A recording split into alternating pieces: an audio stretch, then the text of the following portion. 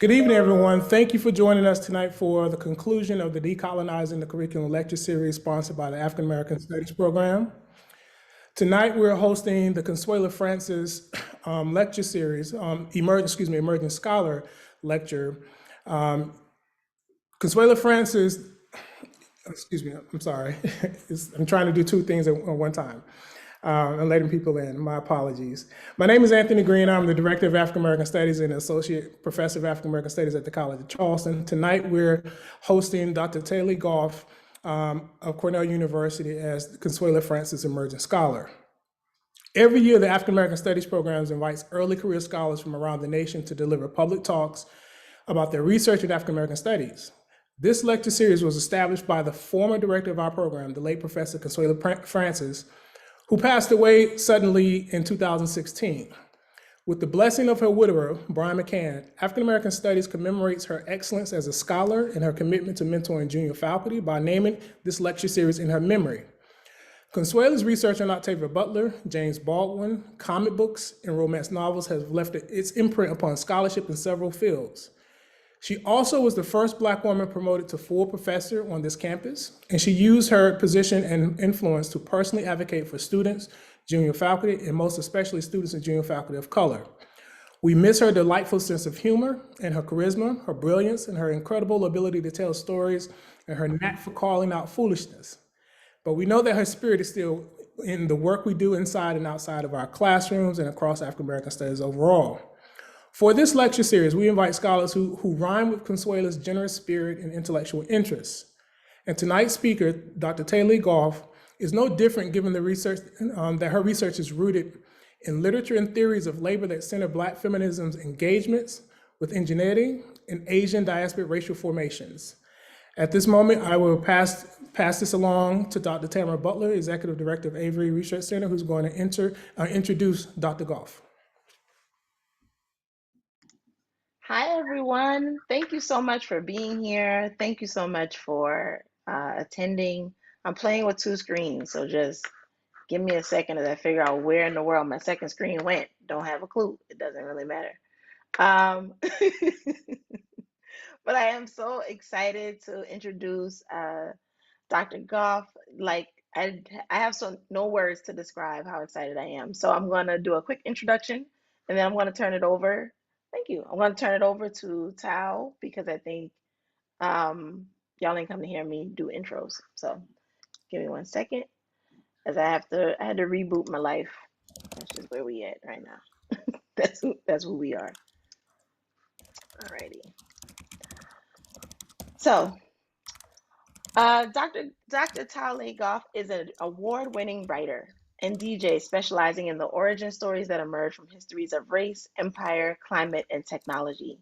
Her story was featured in an experimental short film on Hulu's Initiative 29 that celebrates Black history, heroes, and futurism. Writing recipes, curating exhibitions, and producing mixed media art, she explores the full range of the human sensorium in her artistic practice. She was born in London, UK. We got to talk. I'm going there this summer. Very excited. And lives and works in Manhattan. She studied English at Princeton before earning her PhD from Yale. Dr. Goffe is an assistant professor of literary theory and cultural history at Cornell University. Her research is rooted in literature and theories of labor that centers Black feminism's engagement with indigeneity and Asian diasporic racial formations. Dr. Goffe is the founding director of the Dark Laboratory, a collective on race and ecology where members develop stories using creative technology. Dr. Goffe is also executive director of the Afro-Asia Group, an advisory organization with the mission of creating spaces for a collaboration between African and Asian diasporas on futurity, solidarity, and infrastructure. And one thing that's not in the bio, but I think is super exciting, is that she is also the recipient of a multi-million-dollar Mellon Grant alongside Jessica Marie Johnson at Johns Hopkins and Yomaira Figueroa Vasquez at Michigan State University. So they'll be building the Diaspora Solidarities Lab. Let me know if I got the D right. Okay. So without further ado, I turn it over to Dr. DJ Tao Leigh Goffe. Thank you so much for the warm introductions, Dr. Green and Dr. Butler. Okay, so I'm gonna share my screen so we can jump right into tonight's program, which really does relate to the various parts of my bio that you just read. And today I'm talking about the microbiome of the plantation. Yeah, it's only the fact that I wish that I could be in person that makes this not as sweet as it could be, as I've really been anticipating speaking to you all at the College of Charleston. So I'm sure you all know that Charleston is an incredible foodie city, as most port cities are, if you think about the histories that circulate there. And as a way of land acknowledgement, I do want to indicate that I'm coming to you from a port city, the ancestral and unceded homelands of the Lenape that converge with the African burial ground here in Lower Manhattan. So port cities carry the history of commodities, trade, and exchange, but as I will argue this evening, they are not separable from rural areas and plantations.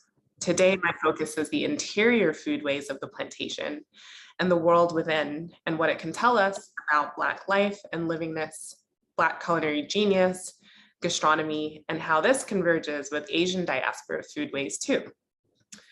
It's always interesting for me to give a talk like this around dinner time. And next time you look at your plate, I'm sure you'll be thinking differently about the global histories that brought the food to you and about what your own ancestral cuisines of reinvention might be. So my research focuses on these colonial histories of race, food, and Afro-Asian intimacies that I trace from the 19th century to the present. As a professor of Black Studies and Gender and Sexuality Studies at Cornell, for me, the critical moment of emancipation is one where Black and Asian people collided in tension and intimacy, conjugal and commercial transactions on and after the plantation. So I want us to sit with fermentation tonight as a key word and a way that we might understand transformation. That is, of one ingredient into another with the help of a microbe, sometimes in anaerobic conditions. The plantation was a site of fermentation and a radical site of self-making for Black and Asian people who found each other in and across the Americas. Plantations were spaces of highly regimented and yet disordered eating. And the plot of the plantation economy was certainly one of undoing subjecthood, but it was also one of digestion and breaking down food on a molecular level in order to have the energy to harvest food. So the metabolism of racial slavery and racial indenture, the institution that followed it, entwines together and still affects our supply chains and appetites today. In a perverse manner, people starved, all the while being coerced into performing backbreaking labor to produce food products. Digestion gives us a metabolic way of understanding enslaved African and indentured Asian people in the same space across the Caribbean, Latin America, and parts of the US South. So cooking became a politicized act of survival and a way of retaining and cultivating not only ancestral knowledge, but also ancestral gut bacteria. Highly regimented, yet disordered eating. Operating on the logic of colonial greed and overindulgence, we can imagine what would be the binge eating of slaveholders, in contrast to the deprivation that was used against those in bondage on plantations. Starvation was a punitive tactic of submission, but it was also deployed as a strategy of protest by enslaved and indentured people. Hunger strikes and fasting took place below the decks of ships that carried abducted people from West Africa, India, and South China to toil as agricultural laborers, from Louisiana to Trinidad to Brazil. So today, I want us to consider dietary forms of mutiny as acts of refusal. And I begin with the first fragment of the colonial archive from Victorian essayist and novelist Anthony Trollope, who wrote, and this is in the period after emancipation in the Caribbean, "And who can blame the Black man? He is free to work or free to let it alone. He can live without work and roll in the sun and suck oranges and eat breadfruit. Aye, and ride a horse perhaps, and wear a white waistcoat and plaited shirt on Sundays. Why should he care for the busher? I will not dig cane holes for half a crown a day, and why should I expect him to do so? I can live without it, so can he.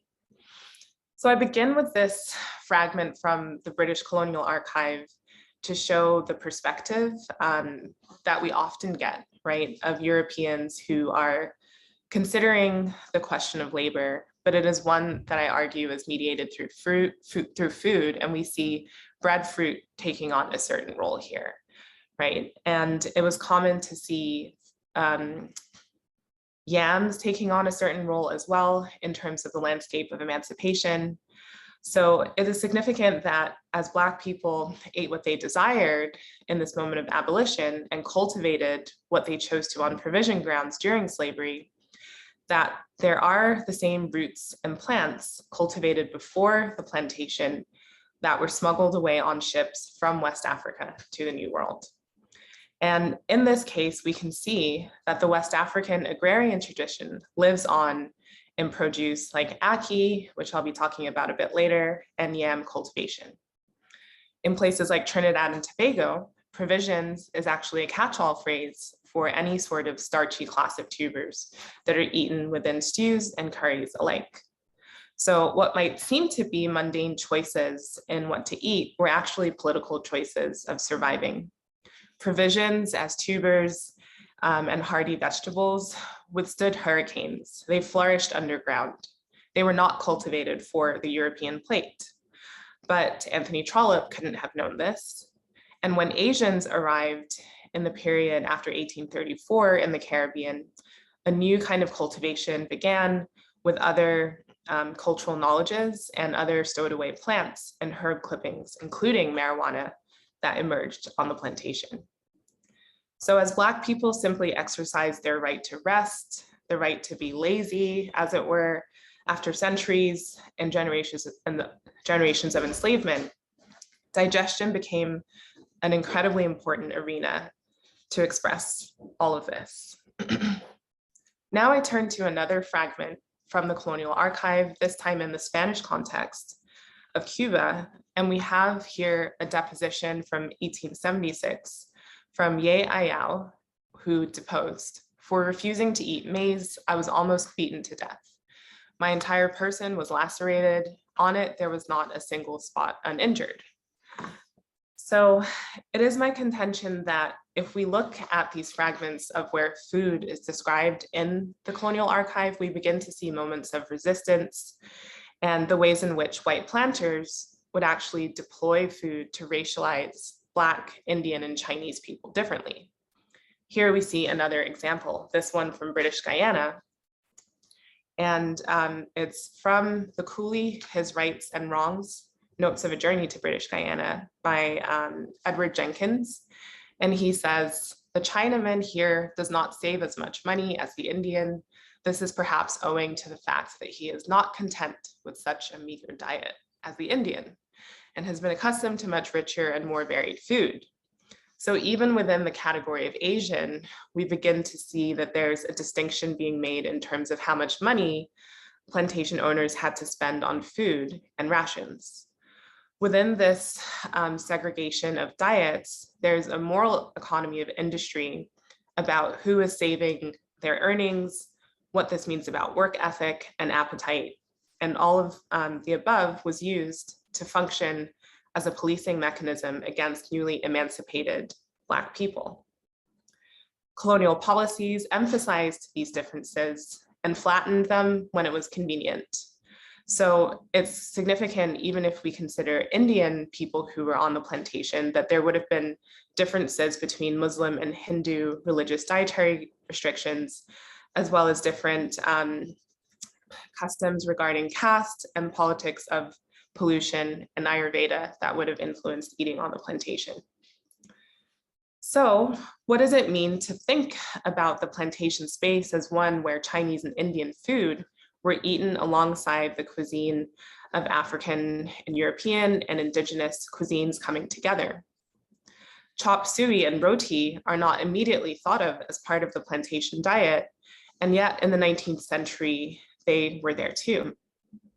Purged from the archival record, I read for these moments of abjection and the appetite of colonial desire, which, as we know, was insatiable.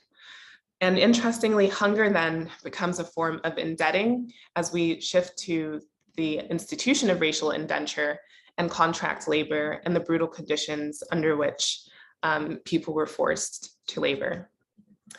So what I'm reading for you tonight draws from my book in progress entitled Black Capital, Chinese Debt. And you can see a breakdown here of the various chapters. So this is actually from chapter 1, Diet of Racial Indenture, in which I make an argument about what is encoded in our foodways and what is underwritten by the epidemiological record of the European Colonial Archive. So from notes on dysentery, cholera, and poisoning, we can find data about the microbial conditions of bondage. Digestive acts reveal information through which we must read against the colonial brain for volition, which was always there, of course. Voluntary and involuntary movements of the body show that freedom of what to digest was not a given, and through analyzing food, we can consider the epistemological process of being and knowing and absorbing the world.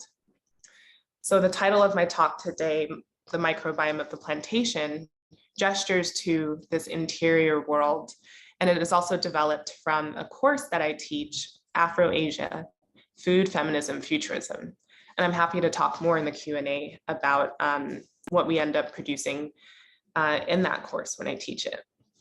So obviously, if you've been listening so far, it's probably clear to you I'm not a microbiologist, but it's my contention that we consider the world within from a Black feminist speculative vantage point, and that when Frantz Fanon in his discussion of sociogenesis speaks of the biochemical as fixed, it is important for us to investigate how our gut flora is different because our experiences have been different, and that the food that composes our biochemistry is different is one in which we can think about what it means to adapt to other people's culinary choices and histories and how they racialize us on an intimate level. In doing so, I'm braiding together food studies, feminist methodologies, and this is all in order to understand what freedom meant in the 19th century and how we consume a diet that emerges from this particular moment. Racialization, as we know, was a dynamic and violent process, and the proximity of differently racialized bodies on the scene of the plantation shows us this through which bacteria comprised the microbiome that influenced one another microbially. So there are 4 parts to the book that I'm writing. And in the first section, the focus is digesting. So you're hearing that today, as I said. The second part is on sounding, and it's really about DJ cultures and the sort of transactions that took place between Chinese shop owners and different sorts of sound systems and parties that cultivated in and around the space of former plantations in the West Indies. The third section, picturing, looks at family photo albums as a vernacular archive through which we can understand, again, this history of African and Asian diasporic subjects coming together in the currents of the Black Pacific. And the final section of my book focuses on dreaming.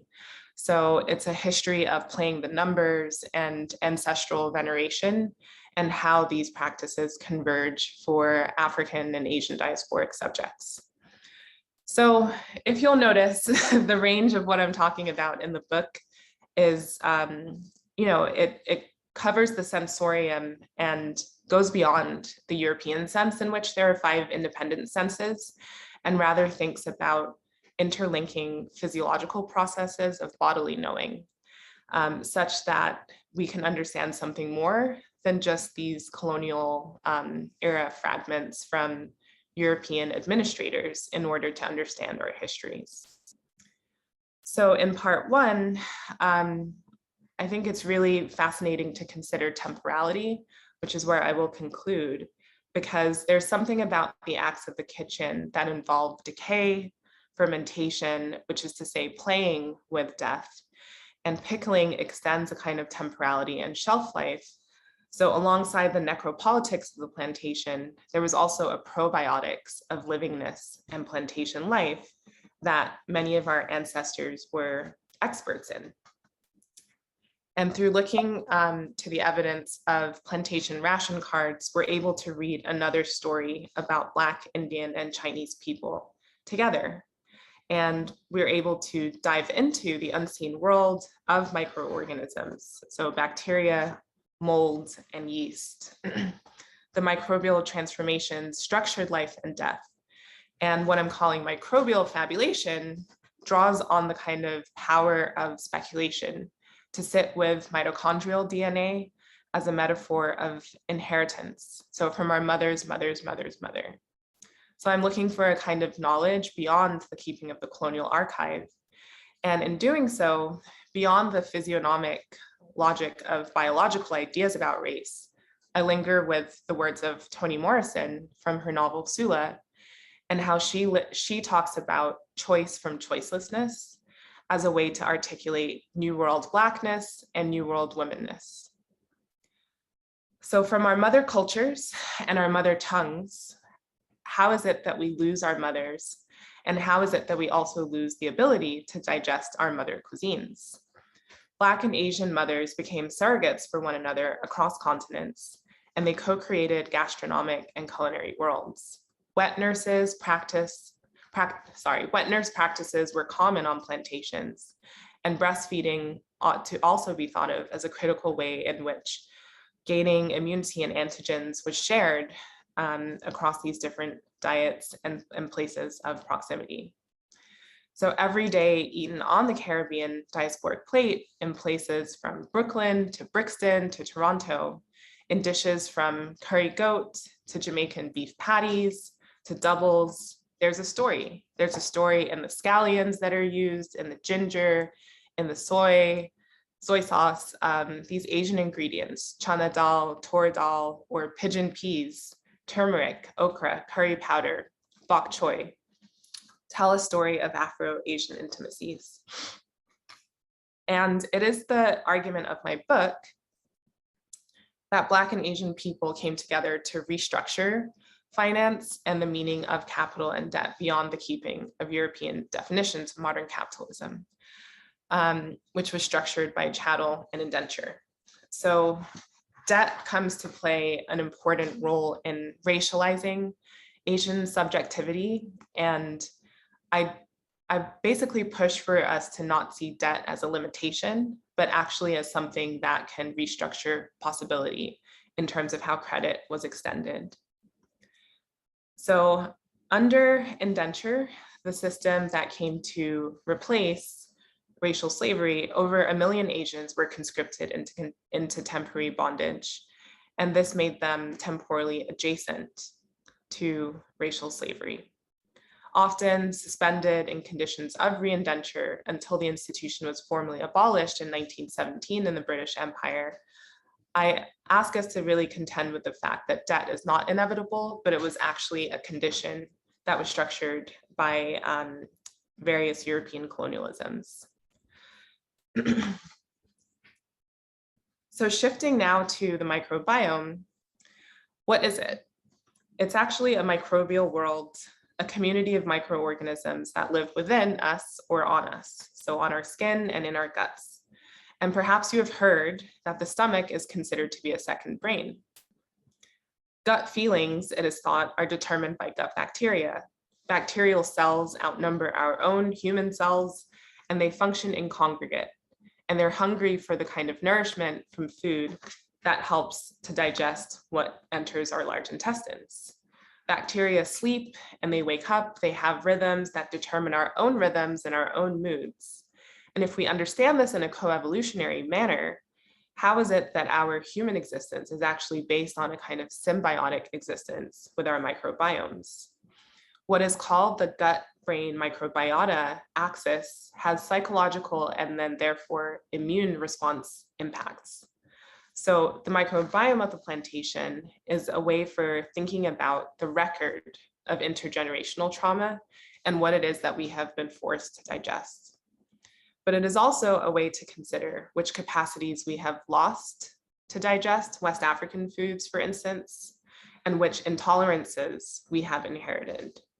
What ancestral pain do we understand that we have not been told about directly? At a gut level, what does the body refuse to digest as history refuses to digest us?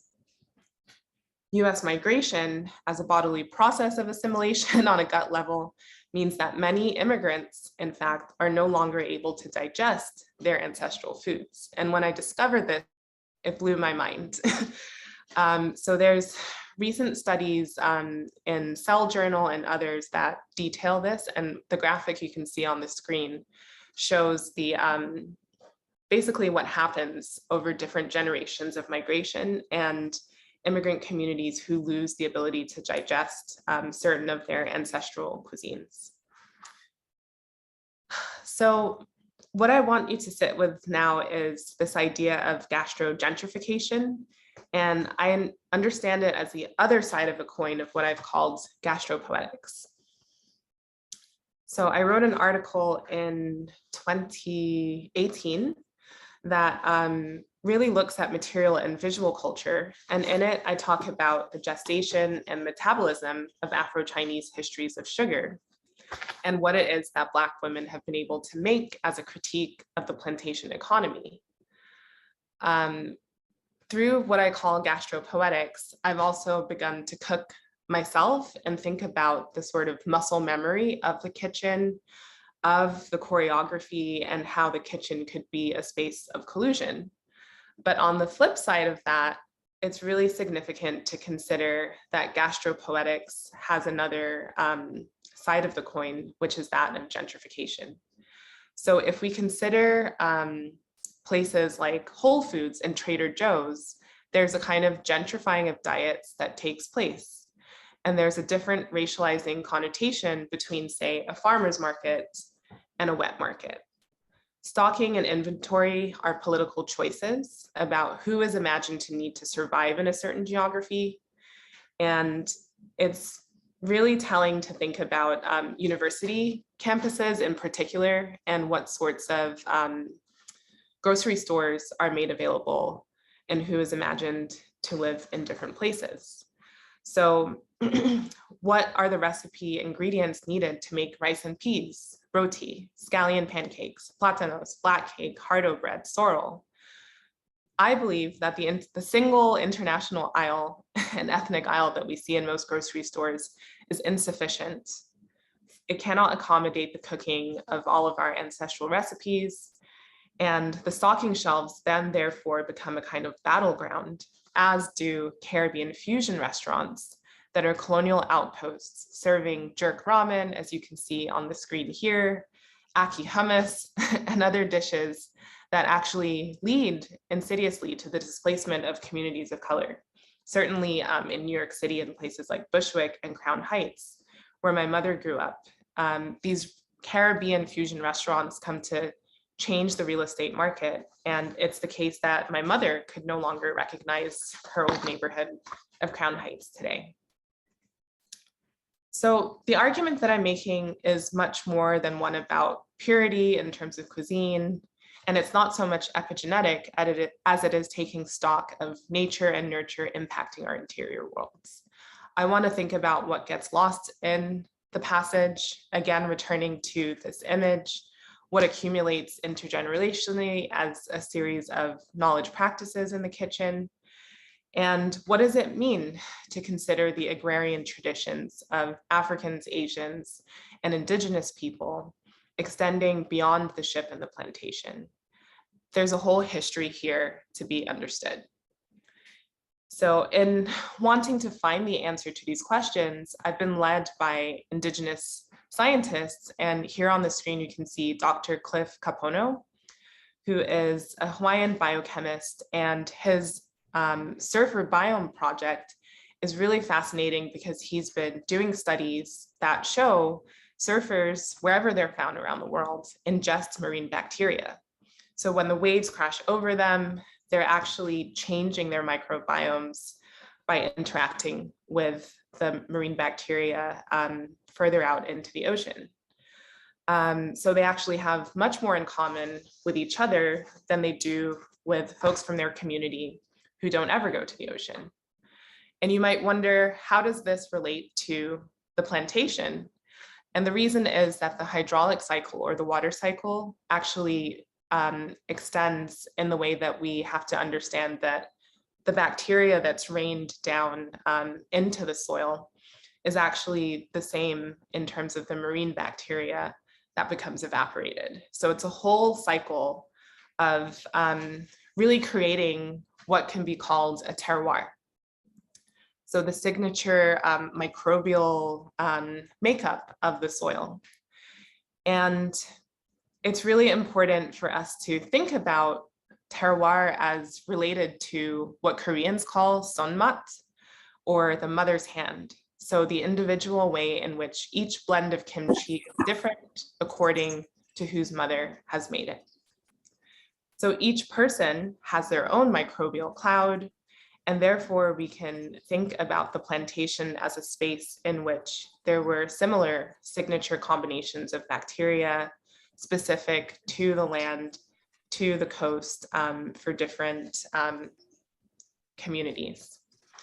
Terroir then becomes a very significant factor as we consider the microbial and microbiome of the plantation. And Stephen Satterfield of the Netflix series High on the Hog, which follows the roots and legacy of Dr. Jessica B. Harris's landmark book, is writing a book called Black Terroir.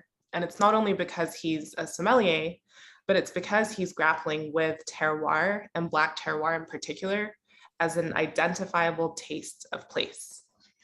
So it's my contention that this terroir of the soil, these different notes of Black life, are as much about the ocean as they are about the land. Other folks in the food industry who are experimenting with these questions include David Zilber, who you can see here on the screen, and he's become really the top fermentologist, and he considers his own Caribbean heritage and the sort of attitude that his mother had towards germs and bacteria, and how it influenced him to consider both the philosophy and the science of fermentation really from a Black diasporic perspective. So his co-written book, The Nomad Guide to Fermentation, is a fascinating one to read in terms of considering this philosophy of the microbial world and what the plantation has given us. So Zilber says, fermentation is your voice speaking through flavors and food, magnified by billions of voiceless life forms that strive to work with you so that both domains of life can thrive together. So here we see that fermentation is about a kind of second gut outside of the body, and that the reason that we crave fermented foods, whether it's pickles or pickles, it's because we've evolved alongside the bacteria to desire this already partially digested food. And it's significant then that the gut is the brain's, or is the body's second brain, because one has to wonder who is directing who towards this kind of craving and desire. And I believe that plantation chefs and cooks knew this, certainly in this time before refrigeration, before toothpaste, before showers. We can imagine the smell of the plantation and the kind of microbial signature that was different from place to place. So shifting to other Black thinkers who have brought us into the world of food, and from a kind of speculative lens of understanding food as a space of power, CLr James, the Trinidadian philosopher, gives us the thought-provoking statistic within the Black Jacobins that is often overlooked in his history of the Haitian Revolution. So he tells us, poison was their method. A mistress would poison a rival to retain the valuable affections of her inconstant owner. A discarded mistress would poison master, wife, children, and slaves. A slave robbed of his wife by one of his masters would poison him. And this was one of the most frequent causes of poisoning. So in the next paragraph, which I'm not going to read from directly, James talks about the jaw sickness on plantations. And he says that it was a disease that only attacked children and that they would die of hunger because they were unable to open their jaws. He says, whatever the method, this disease caused the death of nearly 1/3 of the children born on plantations. So that's a very significant statistic to sit with, but it's also one in which CLr James, as a historian, is asking us to consider the intention, the kind of warfare, the kind of reasons why plantation cooks would have been controlling this microbial world and would have had knowledge of what would be poisonous and not. And therefore, we must understand plantation kitchens as being potential spaces of conspiracy, of plotting. We have to consider them artilleries of potential weapons for enslaved people. Clandestine meetings were certainly held in these kitchens. Battle plans of rebellion were drawn and cast in flour, easily erased. And with what James suggests to us about the power of poison, we can turn to Black foods such as cassava and ackee and understand how plantation cooks and chefs would have known this. So all of this history becomes lost, this intentionality in the hipster Caribbean fusion restaurant through gastro-gentrification and through the so-called elevation of a cuisine that doesn't need elevating. And it's not, again, that I'm arguing for some kind of purity about what these restaurants should be serving, but I do think there needs to be a conversation about what it means to consume the other and what is considered ethnic food. So if we consider these three examples, rice, patties, and yams, we can kind of trace an entire history of the significance of these three types of foods to both Black and Asian peoples for different reasons. The specificity of them, beginning with rice, is sort of a kind of territorial nature through which people in the Black diaspora and Asian diasporas fiercely claim rice. And it's not that interesting to me where it came from specifically. Those origins are sort of indeterminate. But if we can compare the cuisines and the dishes that are made out of rice, so congee or juk, which is a Cantonese dish also found in Korean food, it resembles Ghanaian rice water and also rice gruel. And there's a recipe for that in Jessica B. Harris's High on the Hog. There's also relation here to kanji, which we can hear etymologically from this South Indian dish. And each of these are rice porridges. And we can understand how these dishes would have sustained Black, Indian, and Chinese people in the 19th century and continued to today. So now continuing to another archival fragment, I just want to give you a sort of snapshot of the sort of evidence that I'm sifting through. So this is part of an indenture contract from a ship that sailed from Hong Kong to Jamaica in 1882. And we see the listing of food that indentured people were promised. We don't know if they received it or not, but it's significant that rice is at the top of this list. We also see salt beef, salt pork, salt fish, salted vegetables and pickles. So it's a whole menu of fermentation that sustained people in this journey of over 3 weeks at sea to go from China to the West Indies. So now shifting to patties, I actually, through this process of investigating food, was able to write my own recipe for vegan Jamaican patties containing ackee and callaloo, understanding the significance of these fruits, really, and vegetables to the Black diasporic experience. So you'll find this recipe in Bryant Terry's Black Food, which is an incredible compendium that I'm honored to be a part of, having contributed this recipe and an essay really outlining a lot of what I'm talking to you about today. So in the patty, what I want us to see is the golden crust actually comes from the turmeric, which is an Indian spice. And the patty is definitely a Black food, and yet there's a sort of hidden in plain sight element of Asian influence and fragrance that comes from this history of racial indenture. Yeah, I mean, this takes us really to the conclusion, and I really hope to be able to open it up so that we can discuss some of your own food experiences. But what I want to leave you with is the theme of death and temporality, and the ways in which the hearth is a primordial space. The kitchen is a site of philosophy, warfare, and strategy. It is a space of potential collusion and conspiracy. The kitchen is not confined to the architecture of the rural plantation. Of course, there were urban kitchens. And we also ought to consider the wilderness and the hinterlands and the fire pits above and underground, and that these were kitchens for runaways, for Maroons and Amerindians together. I've written about this history and the genealogy of jerk chicken and what it can tell us about these coalitions between Amerindian and Maroon survivants in places like Jamaica and Martinique. This ritual of eating together connects the first to the last, and even with the same ancestral bacteria living within us from before the first capture. So there's a plethora of books, right, to consider this food history, which you can see here on the screen.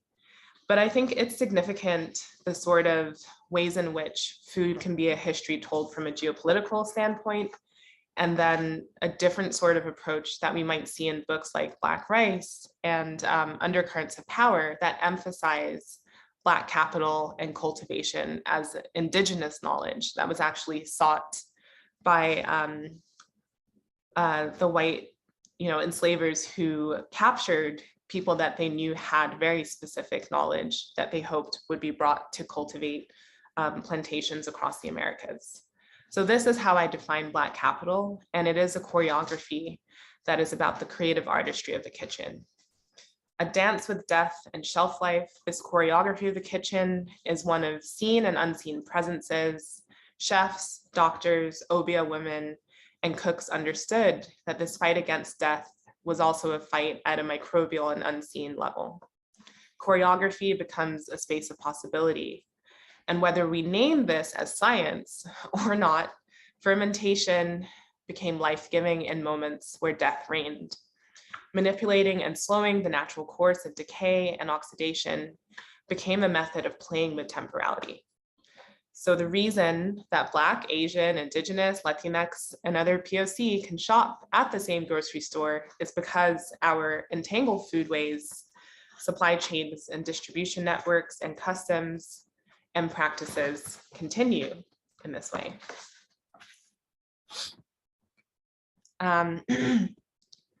These are questions that I'm investigating in the initiative that Dr. Butler mentioned in the introduction. So the kitchen marinage will be part of the DSL, the Diaspora Solidarities Lab, and in it we are continuing and invite you all to help us think through fermentation as a knowledge and choreography of the kitchen. So returning and concluding with the philosophy of Toni Morrison on choice from choicelessness, I see fermentation as a poetry. And through food, we can understand the dynamic relation of Black capital and Chinese debt in the kitchen. If diaspora is a dish of mourning, it is also a dish of reinvention and reinvestment in the future, an intimate detour through the past. Fermentation shows us that the conquest is not complete and that each bite is an ancestral gift. We have evolved together our diets to digest one another's foods, and those who share these heritages in different parts of their family trees also understand this when they come to the table to eat. Recipes, whether written down or not, become the blueprints for survival for those, the test subjects who were not meant to survive outside of the lab. Thank you.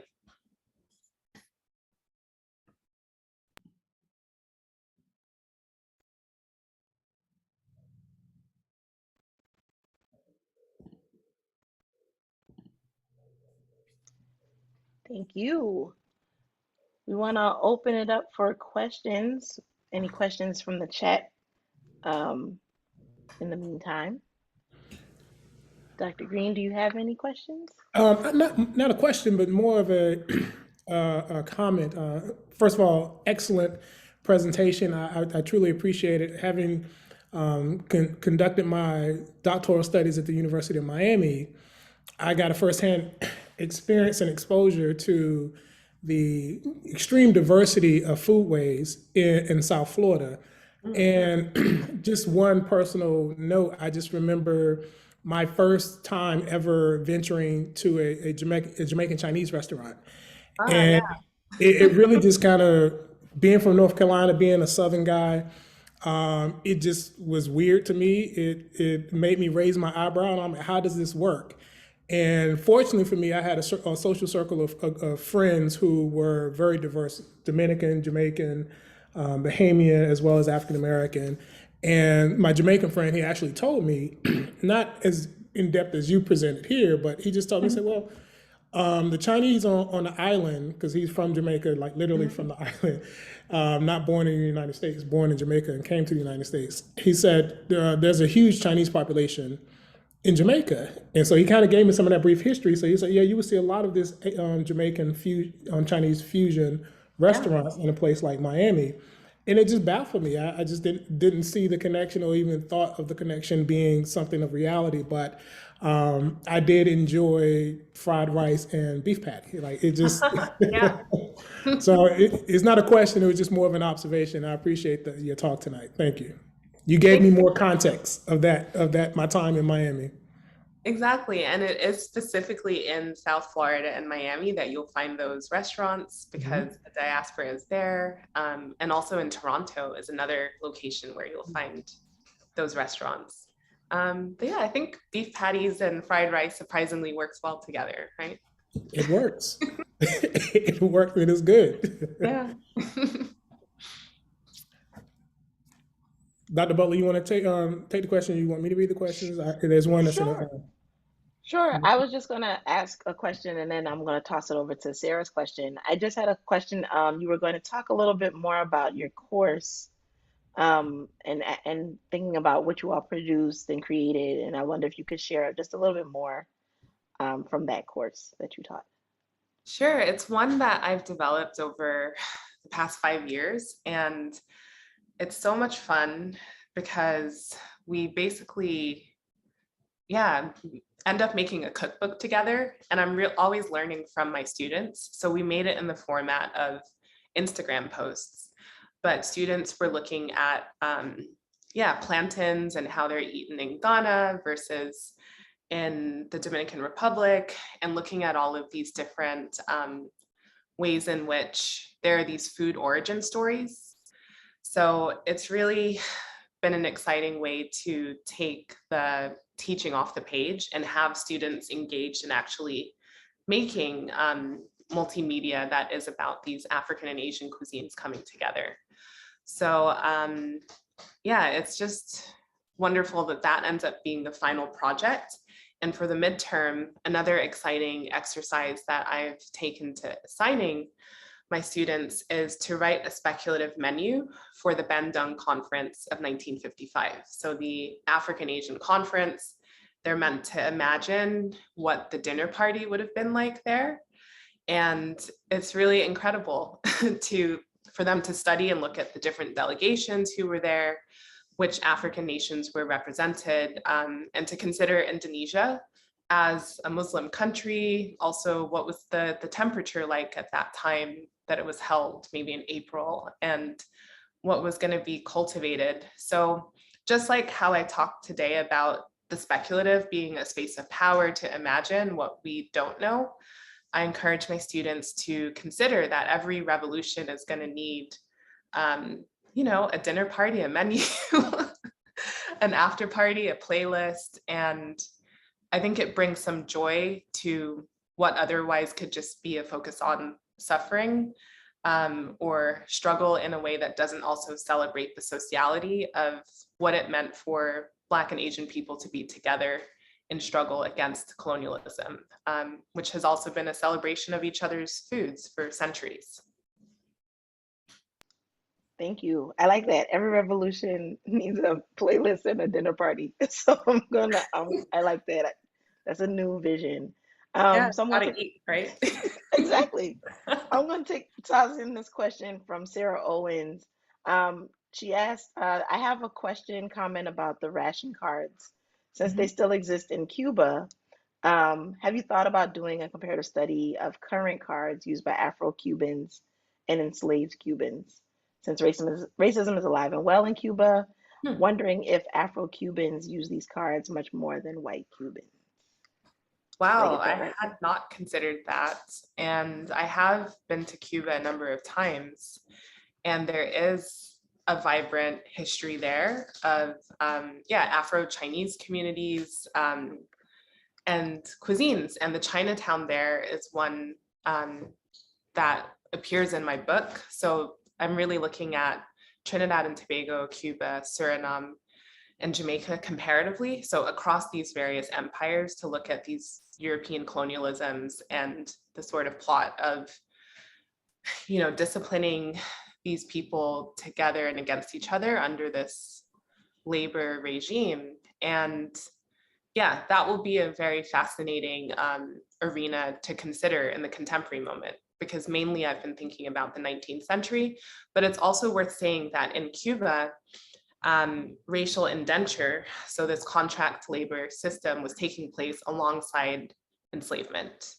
So that's one of the rare places that it wasn't even the power vacuum that abolition had happened, because it doesn't happen, the abolition of slavery in Brazil and Cuba till very much later in the 19th century. So we actually have these regimes and institutions taking place side by side. And if folks are interested in those histories from a literary vantage point, there's a novel called Monkey Hunting that really explores that world for Chinese people in Cuba. But this is a fascinating question to consider the contemporary context of Cuba, because colorism, racism, as the questioner says, certainly dictates foodways, food security. And there's another great book called Food in Cuba that was published a couple of years ago that might be a good source if folks want to read more about what that looks like and the racial divides as far as food security in Cuba today. Yeah, I was the one who asked the question. I'm Sarah Owens. Thank you so much. I'm also a professor at the College of Charleston. I've taken students to Cuba, and I'm professor of Hispanic studies. So yeah, it just struck me when you had the ration cards up there, because we had a tour guide, and it's very rare for someone to show you their ration card nowadays in Cuba, because they could be, to show it to Americans could be embarrassing. So we were able to see one, and it was from an Afro-Cuban. And then our guide had said that it was more common that they would be using them. So I just thought that could be such an interesting comparison for maybe one of your studies. So, but yeah, thank you so much. Yeah. I really enjoy your presentation very much. It really could. Thank you. Because I didn't see that when I was there, but there's a reason. Yeah, there's a reason nobody's showing you that. Nobody is showing you that. So exactly. Yeah. Wow.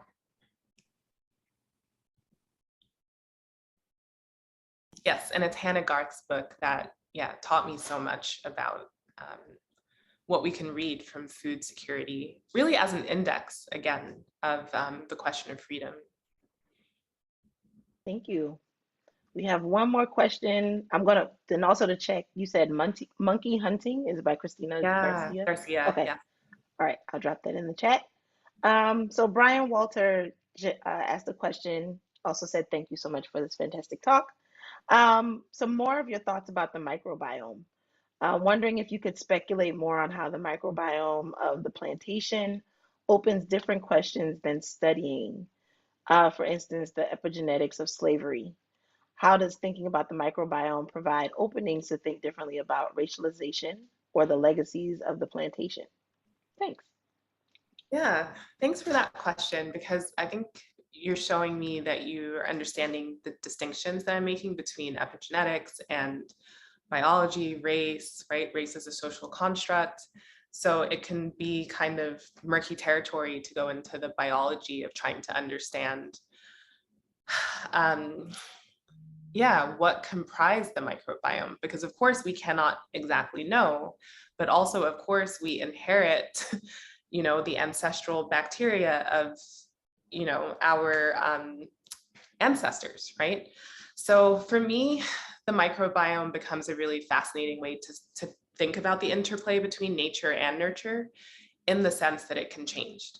It is this pliable, mutable thing, and it is determined by what you're eating. So the diversity of what is in your gut, if you're eating, say, McDonald's or highly processed food every day, is going to be suffering, right? So in general, just thinking about this sort of probiotic turn of attention to why it's important to have diversity in our gut flora, it strikes me that those who were enslaved, or those who were given maybe the worst food on the plantation, actually were cultivating other kinds of, I guess, strengths and immunities in terms of the diversity of what was being cultivated.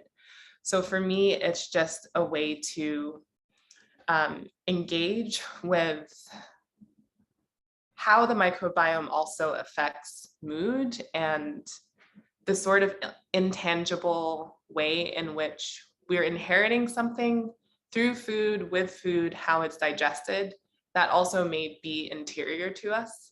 So it allows me a way to think about what is fixed, but also what is changeable, and to consider, if you lose the ability to digest your ancestral food because you've moved to America, is there a way to ever gain that back? And I think in terms of studies that microbiologists are doing today, it's still uncertain. So I think it also excites me that this is a kind of frontier that, we just don't quite know. The second brain that is the gut really is a mystery to us. But I think that there's just a kind of power in, the knowledge of those, especially cooks who know how to ferment and pickle, and so much of our Black food cuisine is fermented, that it just tells me there was such knowledge and scientific gastronomic expertise that can be overlooked when we consider these foods that can sometimes have a source of shame associated with them. But I'm actually really fascinated to just honor how you have to know exactly when to stop fermenting it, or something becomes poisonous, right? So to me, it's about a question of what we call science and knowledge, or not.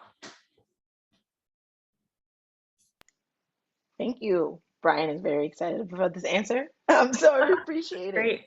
We have time for one last question, and the lucky questionnaire is Mary Trent from Department of Art History. So can you share any more teasers about your work on photograph albums in your book? Sure. It's really, for me, again, about the sensorium in terms of vernacular histories. And just as much as, everybody has their ancestral cuisines, whether they know them or not, I encourage folks when I do workshops to look at, what is the oldest photograph they might have in their collection, and to think about why it is that this is the photo, and what were people eating in that moment.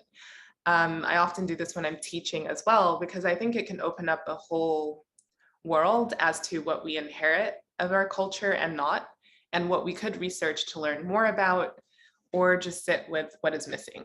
So I really see family photographs as portals to that history. And what I'm looking at specifically is how Jamaican Chinese shopkeepers actually had photographic directories in which they collected photographs of one another to write their history in lieu of an official history.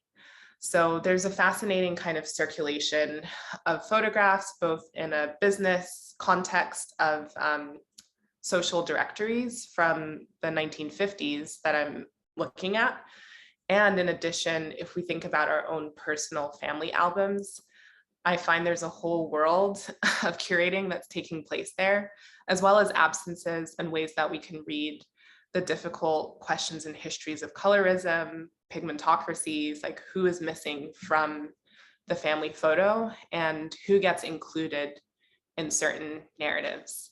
So yeah, it's really exciting for me to be able to engage the sensorium through media studies, through science and technology studies, and to sort of use all of the available disciplinary methods to try to answer this question about why this history of Black and Asian people together has been forgotten and cyclically forgotten. So for me, that does come to the fore in this history of photographs, in sound system technologies, the history of parties of these cuisines, and also in the history of gambling and dreaming and ancestor worship.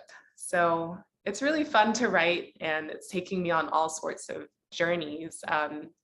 And I only wish I could, again, just be in person and do these sorts of events with actual food, because it's one thing to hear about Jamaican Chinese food, but to be able to serve it and have folks think about the palette of what is being digested together in all these different flavors and spices really makes a kind of rhetorical argument that I think words alone cannot. So yeah, thank you everybody just for engaging with my very multidisciplinary approach to these histories and pushing at what we know and what we can't know and what we can use a kind of speculative method and power to investigate.